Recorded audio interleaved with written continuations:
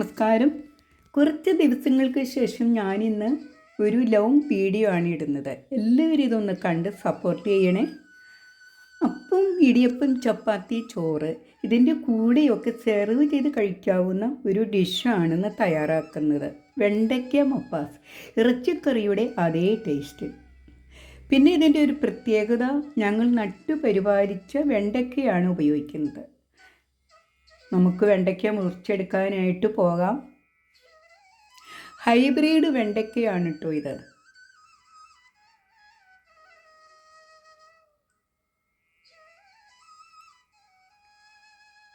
ഇത് ചെറിയ വെണ്ടയ്ക്കയാണ്. നല്ല പച്ച കളറുള്ള ഈ വെണ്ടയ്ക്കാണ് ടേസ്റ്റ് കൂടുതലുള്ളത്. ഇതാ വെണ്ടയ്ക്ക മുറിച്ചെടുത്തിട്ടുണ്ട്. ഒരുപാടൊന്നുമില്ല, നമ്മുടെ വീട്ടാവശ്യത്തിന് മാത്രം. കീടനാശിനി അടിക്കാത്ത നമ്മുടെ പച്ചക്കറി തോട്ടത്തിൽ നിന്നും പറിച്ചെടുത്ത വെണ്ടയ്ക്ക കറി വയ്ക്കുമ്പോഴുള്ള ആ സംതൃപ്തി ഒന്ന് വേറെ തന്നെയാണ്. ഇനി മപ്പാസ് വയ്ക്കാനായിട്ട് ഞാനിവിടെ 2 ചെറിയ സവാള എടുത്തിട്ടുണ്ട്. അത് ഇതുപോലെ ചെറുതായിട്ടൊന്ന് കട്ട് ചെയ്തെടുക്കുക.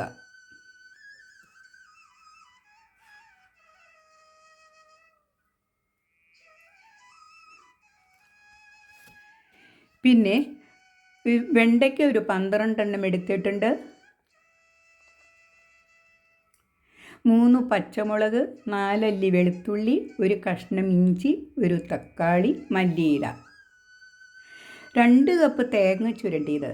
തേങ്ങയുടെ 1/4 പാൽ 1 കപ്പും 2/2 പാൽ 1 കപ്പും എടുക്കുക. വെണ്ടയ്ക്ക ഒന്ന് കട്ട് ചെയ്തെടുക്കാം.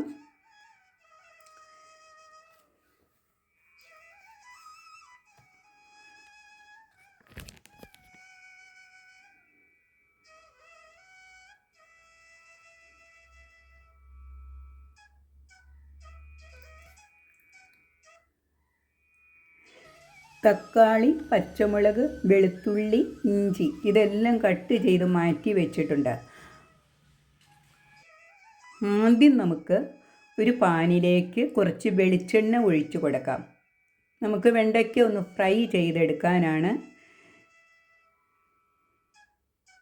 ഇങ്ങനെ ചെയ്താൽ വെണ്ടയ്ക്കയ്ക്ക് ഒരു വഴുവഴുപ്പുണ്ടല്ലോ, അതൊന്നും മാറിക്കിട്ടും. അതുപോലെ തന്നെ നല്ല ഒരു ടേസ്റ്റും ഉണ്ടാകും.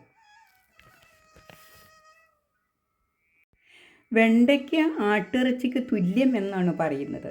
വെണ്ടയ്ക്ക ഉപയോഗിച്ച് ഒരുപാട് റെസിപ്പികൾ നമുക്ക് തയ്യാറാക്കാം. വെണ്ടയ്ക്ക മെഴുക്ക് പുരട്ടി, വെണ്ടയ്ക്ക ഫ്രൈ, വെണ്ടയ്ക്ക സൂപ്പ്, അങ്ങനെ പല തരത്തിൽ നമുക്ക് ഉണ്ടാക്കാവുന്നതാണ്.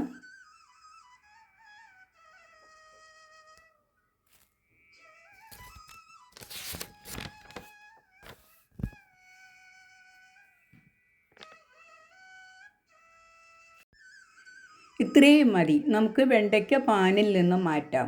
ഇനി ഒരു പാനിലേക്ക് കുറച്ചുകൂടി വെളിച്ചെണ്ണ ഒഴിച്ചു കൊടുത്തിട്ടുണ്ട്. ഇതിലോട്ട് 1 ടീസ്പൂൺ കടുക്,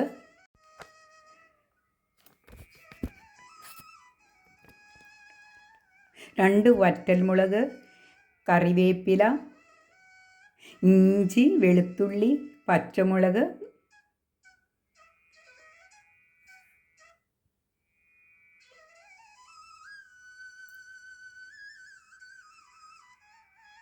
നന്നായിട്ടൊന്ന് വാടി വരുമ്പോൾ സവാള ചേർത്ത് കൊടുക്കാം.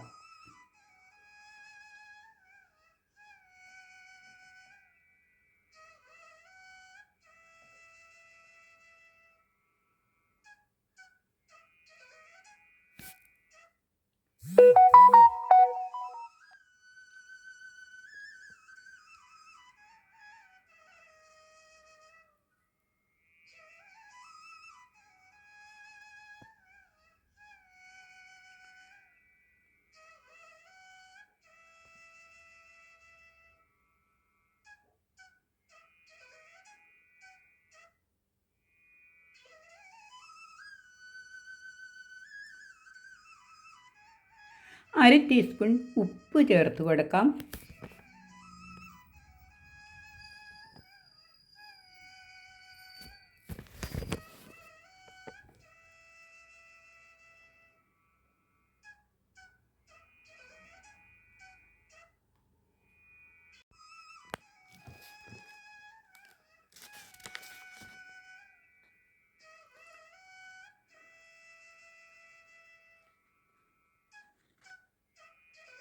നന്നായി വഴന്ന് വന്നിട്ടുണ്ട്. ഇനി നമുക്കിതിലേക്ക് മസാലകൾ ചേർത്ത് കൊടുക്കണം.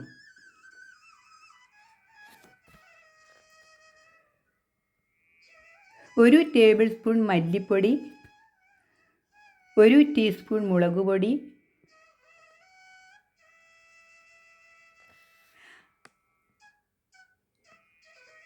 1/2 ടീസ്പൂൺ മഞ്ഞൾപ്പൊടി. നന്നായി ഒന്ന് ഇളക്കിയെടുക്കുക.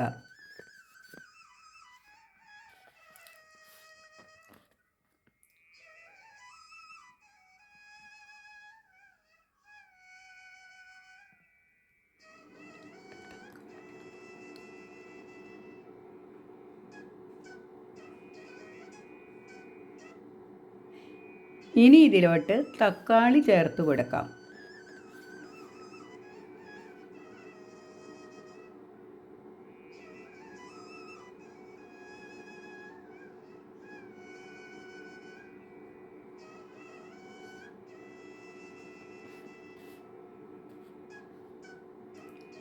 ഇനി വെണ്ടയ്ക്ക ചേർത്ത് കൊടുക്കുവാണ്.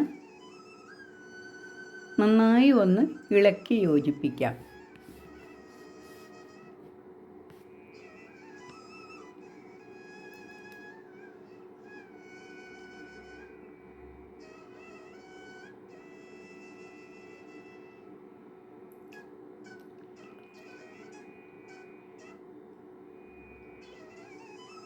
ഒരു 2 മിനിറ്റ് സമയത്തേക്ക് നമുക്കൊന്ന് മൂടി വയ്ക്കാം.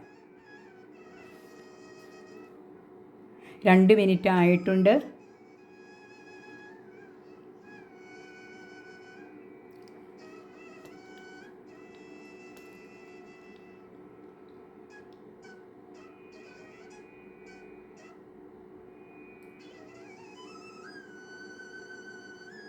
ഒരു ടീസ്പൂൺ ഗരം മസാല ചേർത്ത് കൊടുക്കുന്നുണ്ട്.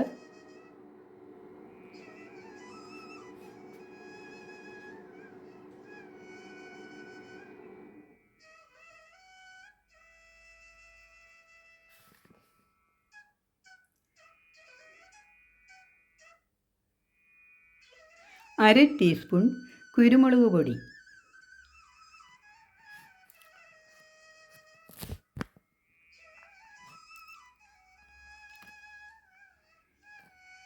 ഇനി ഇതിലോട്ട് പാല് ചേർത്ത് കൊടുക്കാം. 2ാം പാൽ ചേർത്ത് കൊടുക്കുവാണ്.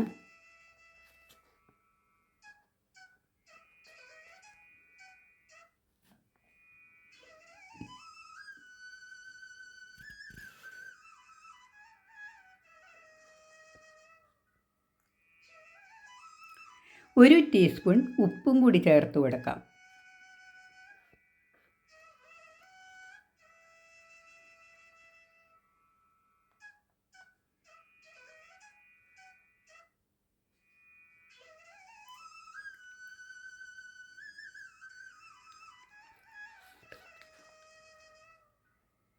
രണ്ടാം പാൽ ചേർത്ത് നന്നായി തിളച്ച് കുറുകി വരുമ്പോൾ അതിലോട്ട് 1ാം പാൽ ചേർത്ത് കൊടുക്കാം.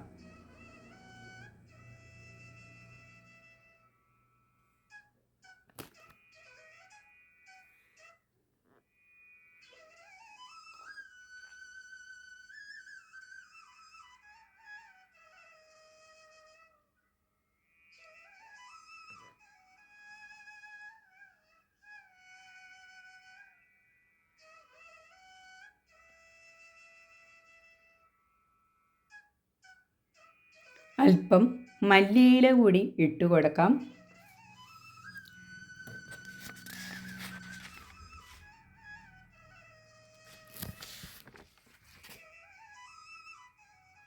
ഇനി നമുക്ക് സ്റ്റൗ ഓഫ് ചെയ്യാം.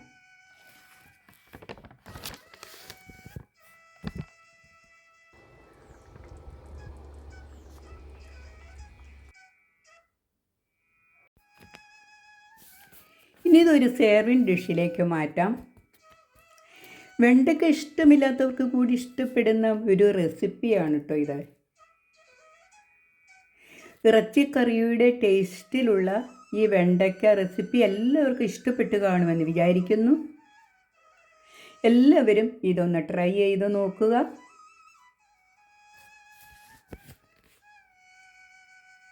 പുതിയൊരു വീഡിയോയുമായി നമുക്ക് വീണ്ടും കാണാം.